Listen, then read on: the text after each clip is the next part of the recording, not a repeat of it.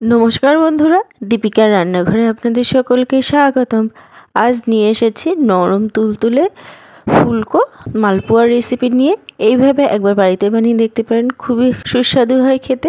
তবে চলুন বন্ধুরা, দেরি না করে দেখে নিই কীভাবে বানালাম। তো এর জন্য প্রথমে 100 গ্রাম সুজি নিয়েছি।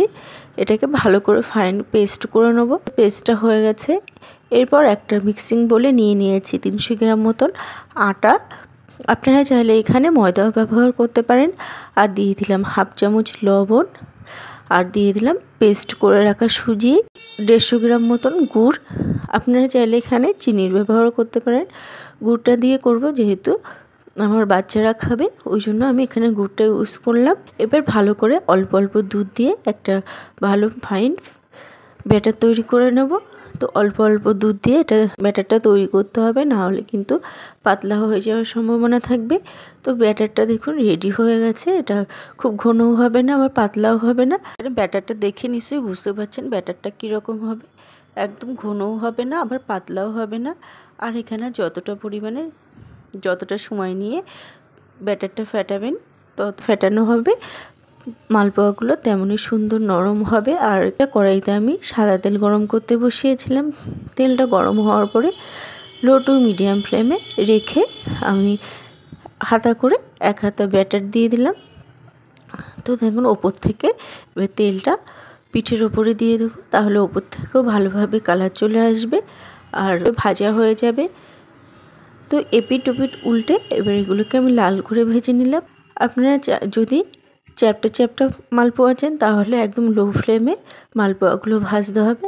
আর যদি ফুলকো মালপোয়া চান, তাহলে কিন্তু এটা মিডিয়াম থেকে হাই ফ্লেমে ভাজতে হবে। তো এরকমভাবে সমস্ত মালপোয়াগুলো ভেজে নিলাম।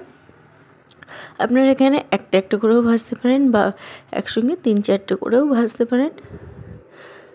তো এই মালপোয়াটাও হয়ে গেছে, নামিয়ে নিলাম। এরপর আমি একসঙ্গে 4টে মালপোয়া ভাজবো।